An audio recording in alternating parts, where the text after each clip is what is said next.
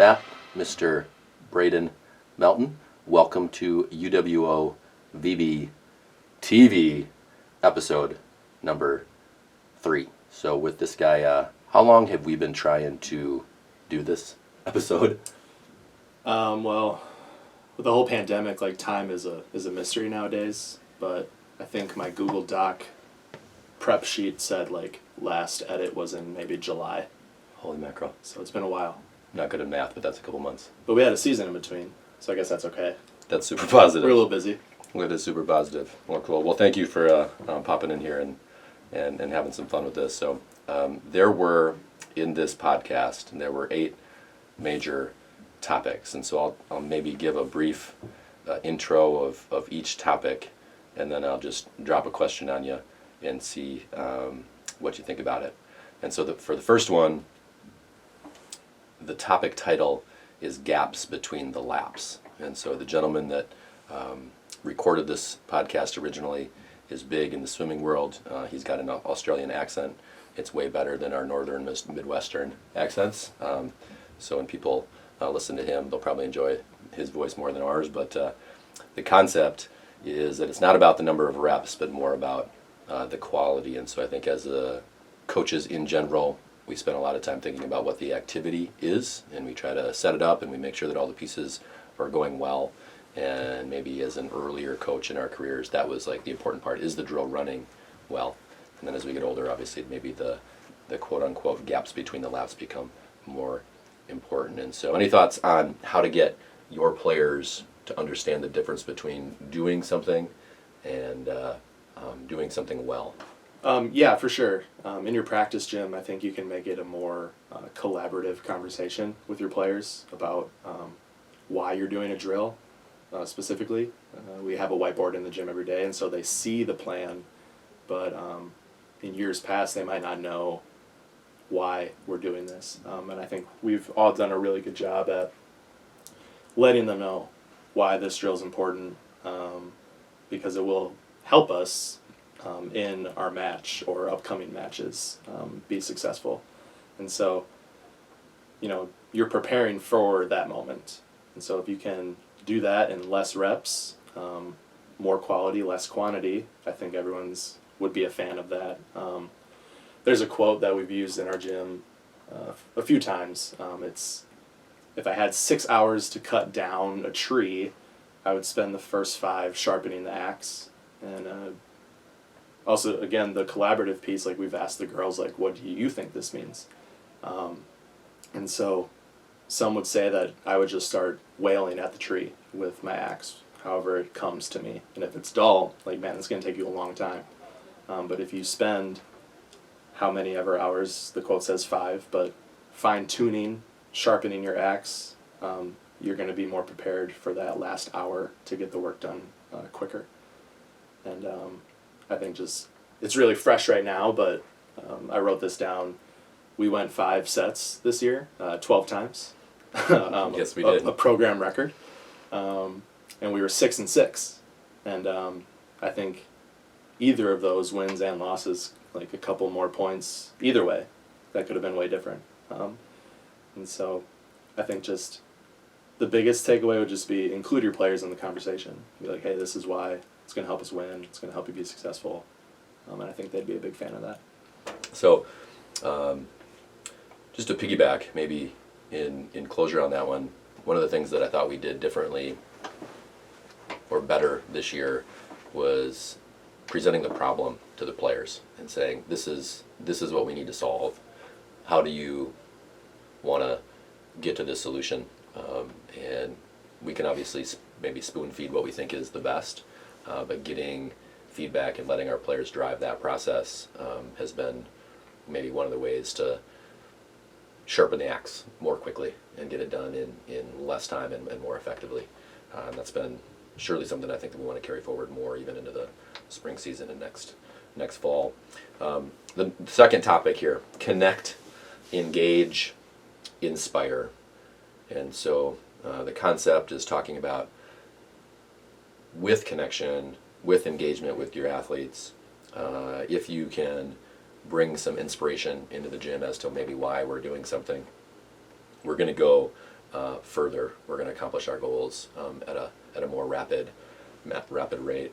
And so, how do you think we do those things in our program, and how can we be better at connecting, engaging, and inspiring? Yeah, I think if you connect and engage well, those kind of are an equation to inspire. And so back in July, when I was prepping for this interview, I didn't really have anything that we could improve on, but after this season, I think we found some channels to do that. And so we connect with them.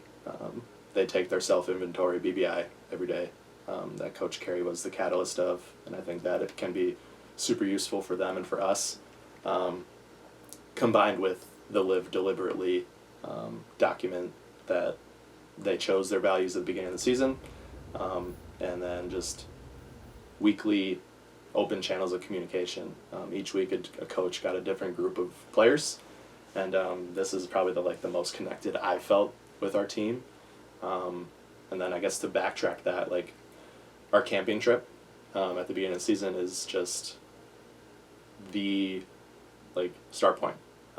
They go through a very rough preseason, rough tryout weekend, and then we have the team, and we start off with getting to know each other, connecting that way. We engage in a lot of different things, but the one the couple I pulled is just the amount of resources we have for them. Obviously, battle-tested Blake, shameless plug. Maybe that'll be the next guest. That'd be cool.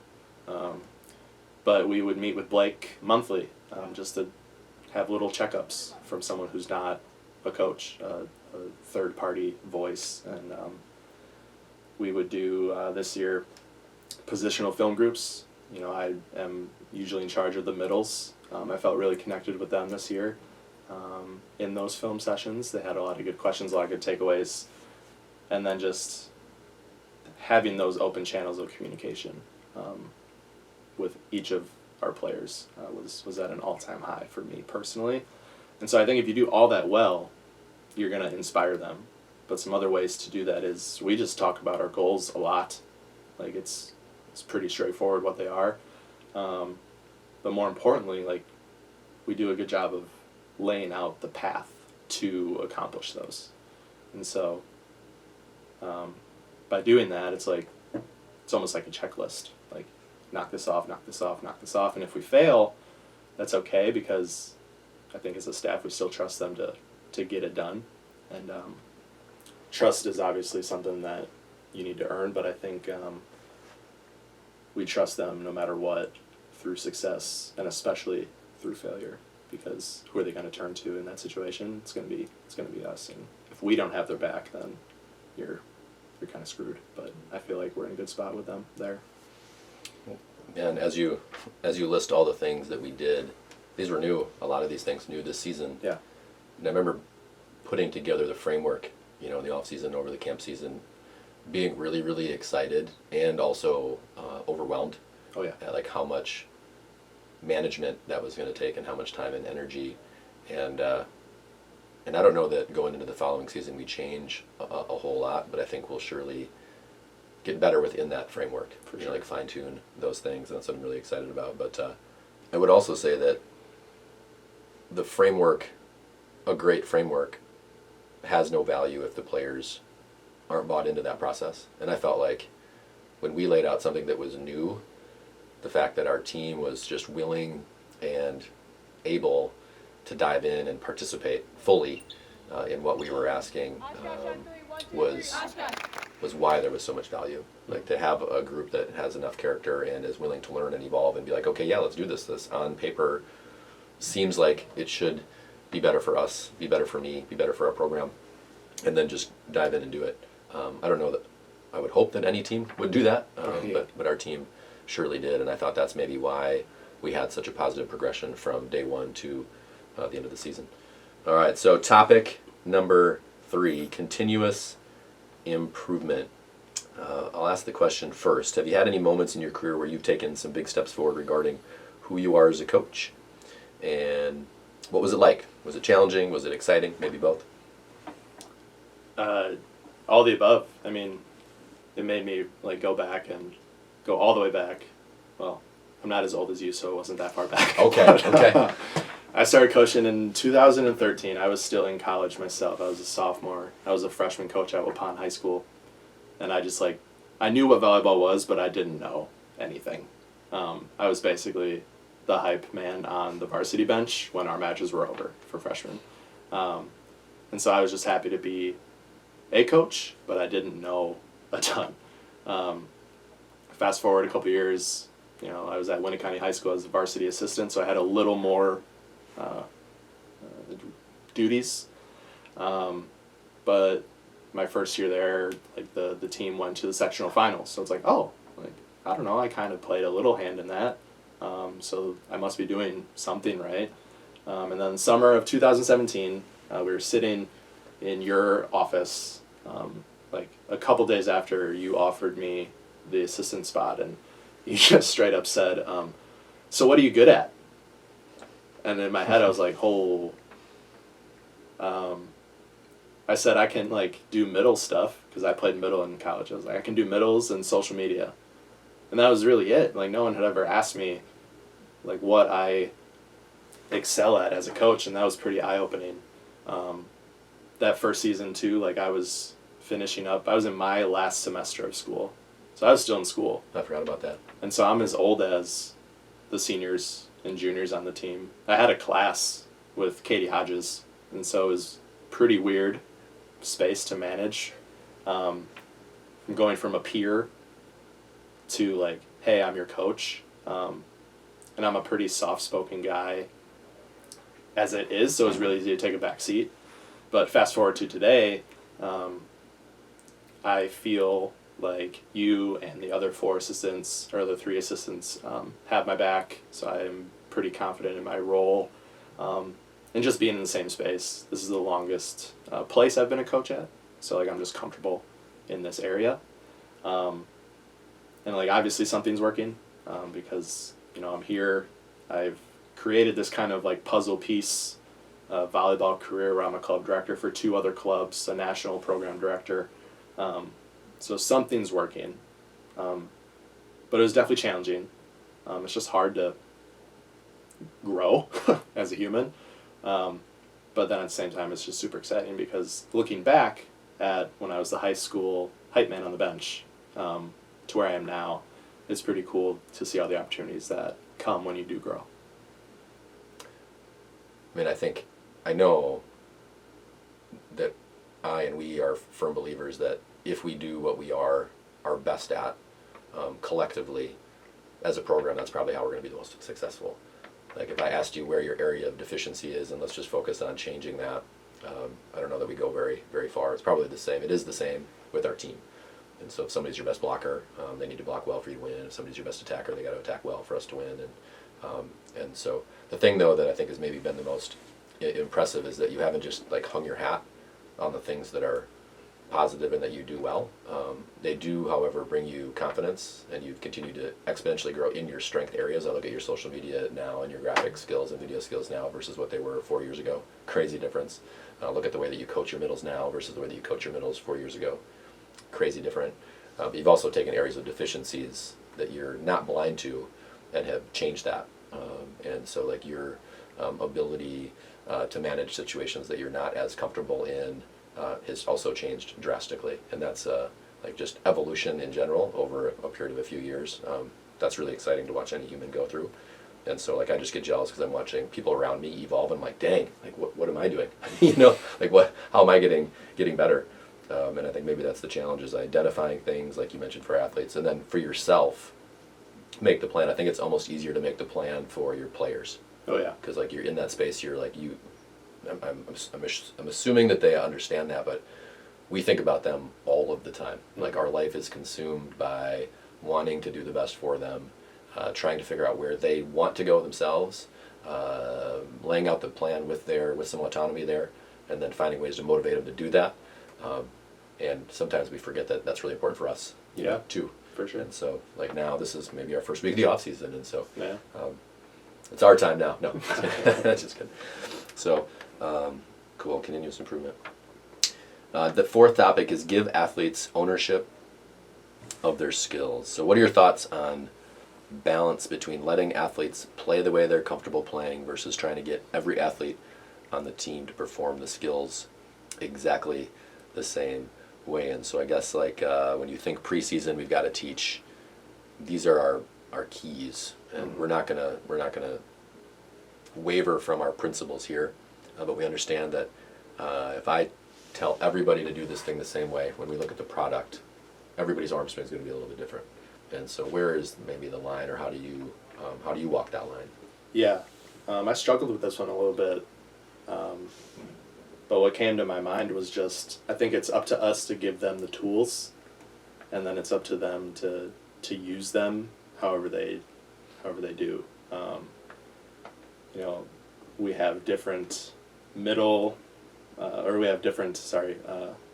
blocking footwork patterns, and like Brenna was just like rocking crossover twos for a good stretch of the season in the middle to get out to a pin, whereas Cade, Holly, or Riley were doing crossover threes. It's like, are you that, I don't know if strict is the right word, but it's like, hey, you should do this footwork pattern. And I think I trust them enough to do what's best for them. Obviously, some things should be probably a little stricter, like arm swing. If you're injuring yourself because you got a goofy arm swing, you should probably fix that. If you just aren't being disciplined in base defense, maybe we should have a conversation. But Liv has a jump top spin serve. She's the only one in the gym that's ripping jumpers. I think you don't worry so much about her float serve because that's her strong suit. So I think there is a fine line. Obviously, they're not robots. We can't make them do everything to the T that we would like them to, but I think that's kind of the fun of it, to see them kind of almost express themselves in their skills. Like I always think of Joss with her little like slappers on the outside, or all that. I could talk about everyone on our team, but I think that's what makes a team great and fun to be around, and a team. Yeah, and one of the quotes from the podcast, and don't quote me on this, but something along the lines of, the mechanics aren't ours to give to the player. They are the players. And so our job is to actually teach the player to do the best with the mechanics that they have, and understand that if everybody on your player is different, you need to coach them ultimately a little bit differently to get your max return on investment. Yeah. And I think we're doing maybe a disservice if we're like, this is the way the game is played. This is the way you have to move your body. Yeah. When we all have different makeups and different strengths and biomechanical strengths and weaknesses. So it is a line that I think every coach walks. It's easy in the preseason to be like, everybody do this thing. I know it's boring, but be disciplined, get it done. This is how we pass. Then the reality is, once we start playing the game, how much energy we were spending trying to change the way that somebody plays. Yeah. Where's that line? The never-ending debate, I guess. The next topic, creativity and innovation. So when was the last time you got fired up about taking an idea and then asking yourself, what if? Like, what if we tried that? What if I tried that? What if she or he tried that? What if that was a better way? What if this actually works? Question mark. This one isn't in the gym, but I just immediately went to the journey that our social media has gone on. When I first came on staff, that was one of the things I said I was good at and had interest in doing. And so our Instagram following is probably like 90% like potential athletes, kids who came to camp. And so my goal, I realized one day, should be to show off our student athletes. They do serve as role models for young women in the sport of volleyball. And so I find a really good point of pride, like giving them an inside look on what a Division III collegiate athlete can do. I want to give our players a voice past the court. And I also get to show off my wannabe graphic designer skills. That is a lot of fun.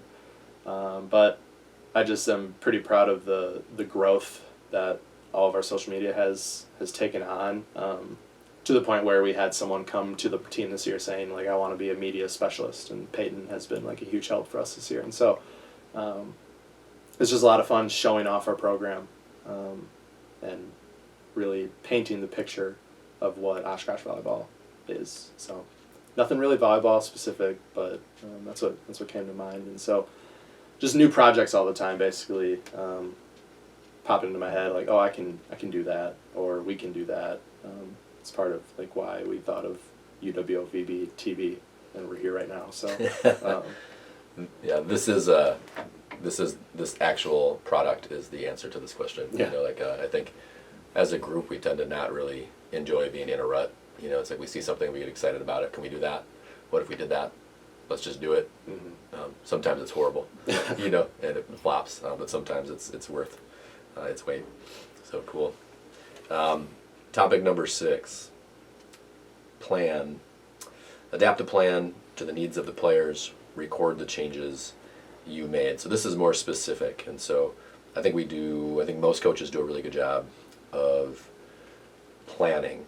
So hey, here's what we should do and why it makes sense when it goes onto paper or onto our board, or in our case, onto a chicken scratch, remarkable photo taken, texted to Bray. Bray then writes it on the board, way neater than it was originally in its previous form. Players digest it, we do it, and then at the end of practice, was it good, was it not? How do we manage that process in terms of planning, adapting while we're going, and then recording things after it's done? Ultimately to help us avoid making the same mistake again. Yeah. I think that goes back to just opening it up to the players, because they're doing it, and more often than not this year, like, we usually had so many people giving feedback. What was that? Sorry, I'll just interject here real quick. As soon as I thought of mistake, I thought of the practice that I couldn't be here. My God! And I put yeah. Maybe can you describe? This is a good opening question to this topic. For sure. Can you describe the drill that I should have never made our team do on the day that I wasn't in the gym? Yeah, I actually have another story of when you weren't in the gym too. So, perfect. Let's just back those up. A couple weeks ago, you were gone. So Rocky and I were leading practice, and so it was your plan. You sent it to us. We wrote it on the board, and playing a version of 3v3, but everyone's holding a volleyball, and they have to play the served ball off of their ball. And I didn't ask any questions. I probably should have, but it just looked terrible. The girls hated it. They just kept getting blown up, like, in the chest and face. And, you know, Rocky was going on to the other court and was saying, no, they can definitely, like, toss a ball and hit it with theirs and serve it over. I just did it. So then we did that. We're like, hey, all right, now you guys serve it with your ball and hit it over the net. And they missed, like, 7 straight. And I was like, all right, never mind. So that was, we gave you some crap when you came back. But that was quickly their least favorite drill that we've ever done. But it was kind of funny to watch. So needless to say, we took notes on that one. Yeah. And the note was never do this again. Never again. Okay. But then my other story, this was back in quarantine practice, one of our a million practices we got to have over the year. You were gone again. And so I was the only one in the gym. We were just running a rotation 1 through 6 drill. You clear the ball, you clear it, and you get 2 free ball opportunities to get a kill. If you mess up, you go back down all the way to 1. So you have to go through all 6 in a row. And so that's a hard drill, like it to be that on point the whole way through. But it was also during club season. I was coaching a club team. And so I selfishly was like, we have a super cool volumetrics camera on the wall that I could have our UWO girls run the offense that my club team was running. Then I'll have video of it, and then I can show the club girls. It was 15s, so freshmen or 8th grade freshman in high school team. And so I was like, oh, that'd be really cool if I was a 15s player. Like, oh, look, this college team is running what we are. So I switched up the runs, and it wasn't anything that we were really running. And so the drill just took a very poor turn towards the finish. The morale was high. I switched the runs. They're like, okay, we can do it. Like, just empty chatter, just trying to will themselves through the drill. Time ran out. I brought them in. I was like, hey, it's my bad. That was not probably something I should have done. That was a little selfish of me, but I appreciate you trying. And so we'll try it one more time, regular runs, like, and then they, of course, crushed it. And so that was a self-inventory moment for me. But, yeah. I love it. I love it. We've all been there.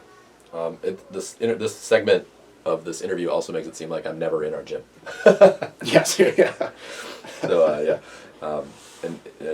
and for the record, if I'm not there, we do trust fully that the gym is going to operate well. These are just two of the stories where that didn't happen, for really honest and transparent reasons, which I appreciate. And again, my face is probably red as I'm sitting here because I haven't even looked at the volumetrics of that hold the ball game, but I'm sure that we're going to find it and throw it in the YouTube version of this podcast. So that'll be fantastic. Enjoy, everybody. Anyway, so moving on. Relationships equal results. I think maybe we touched on this previously, but how much time and energy do we spend as a staff talking about our players, and what do those conversations sound like? Yeah, in my notes I wrote time, all of it, and energy, a ton. We have a coach group chat that's just like constantly communicating about them, and whether it's something tactical or someone got into a program that they're applying for, their family, body language at practice, role, it's anything. And it's just all the time, and I think BBI has helped with that, and just communicating with them on a daily basis. Having 5 coaches is we're pretty fortunate, to where we can almost separate that workload. Obviously, you have a lot of conversations with all of them a ton, but using all the resources at your disposal has really put our team in a great spot. On the non-volleyball specific communication part, I think our upperclassmen have helped a ton as well. The culture class really laid down the foundation to make this a space where all these things that I just talked about are common conversation. You mentioned previously live deliberately, and I just want to take a second to maybe dive into that. Yeah. So if we wake up in the morning and we make our coffee or whatever our routine might be, and we go to work, we go to class, we do our things, we go home, do our laundry, dishes, bills, homework, wherever we are in whatever station in life, and we go to bed. We wake up the next morning, we do it again. We're going to be productive, maybe because we're tackling the things that we need to do to check boxes throughout the course of the day. And that's going to be an okay life if you can maintain that stuff. I think if you are aware of what matters to you in any aspect of your life, maybe just say the game of volleyball as the simplest example. When you wake up in the morning, if volleyball is your thing, you might make some intentional decisions throughout the course of your day. Maybe I want to eat well. Maybe I want to talk to somebody about how I'm feeling. Maybe I want to work out a little extra. Maybe I want to get in the gym a little early and maximize some time on a net. Maybe I want to journal some things. I want to work on meditation, mindfulness, to be present and learn how to categorize what's going on between my ears. That's just if I'm excited about the game of volleyball. It's kind of like my menu of things maybe. And so live deliberately for us is a program where our players can identify their values, and then we can help remind them of those, so that hopefully throughout every week of their year, I guess, with us, they're being reminded of something that's important to them, and we're helping keep them motivated in their pursuit of that value, so they can actually live that value. And so if we back up to that first example, if we wake up and we know why we're excited to be walking through space and time, then maybe we'll have a more deliberate and fulfilling and successful life. And then we also maybe have some habits that have been established so that when they leave college, they can still be mindful of what their next values or next goals might be. Maybe some are the same, maybe some evolve. And so that relationship piece, I don't know, for me here with our staff, getting to know our players on that level and then reminding them and talking to them about what they really care about, that's maybe one of the most fulfilling pieces that we have. I would agree. I know instead of waiting until somebody's a senior and you just have enough volleyball conversations, you kind of know who they are. Like we get to know who they are, I mean, in the recruiting process. Yep. And by the time they're here, like we are diving in, and that is what will keep me in this collegiate space for as long as I can be here, because that is one of the most fulfilling parts of our job, I think. And kudos to you and our whole staff for diving in and taking ownership of that process, because it's really, really fun and hard sometimes, but mostly rewarding. And so that kind of leads us to our last topic, the know your end game. Know the end game you want for your athletes. And so maybe I'll just pause there. End game being, what is the thing that you want the most for your athletes? Is that a question you feel like you can scrap up an answer to? Sure. Okay. Yeah. I guess just like if I just want them, whenever they're done being coached by me, I want them to believe that they can accomplish their biggest goals that they have. That hopefully some kind of confidence or skills or tools have been presented to them where they feel confident in their next chapter, whatever that may be. And it's really that simple. I just want them to go kick butt in their next chapter, whatever it is. And so that would be, the next question I've written here is, why do you do what you do? So is that ultimately the same? Did you make that happen, or is that a little bit different? Back when I started coaching, I was super result based. It was win-win-win or nothing is right. Life is not great. So I was very small-minded when it came to that. And now, in that time from then until now, I've seen athletes go through this process of basically growing up, especially at the collegiate level. If you see them through freshman through senior, they're totally different people, and you could even include the recruiting process. And so there's been a lot of influential women in my life that I have taken things from, that I like to try and just present to our kids. My mom is my rock. I can go to her for anything. She's like the queen of empathy. My wife is one of the smartest people I know. She was also a 2-time All-American outside hitter here. She's gonna kill me for bringing that up. But she was a beast. She's a nurse, and so she's a rock star.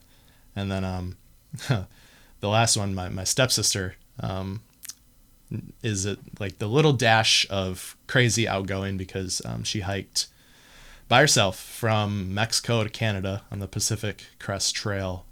Took her 5 months, and she's the reason my wife and I are now into backpacking. You are also part of that reason, but I think just taking things from really strong women in my life and giving our kids some of those stories and just pieces will hopefully set them up for their next chapter. And I'm really excited to add more of those influential, strong women to my list as the years go on.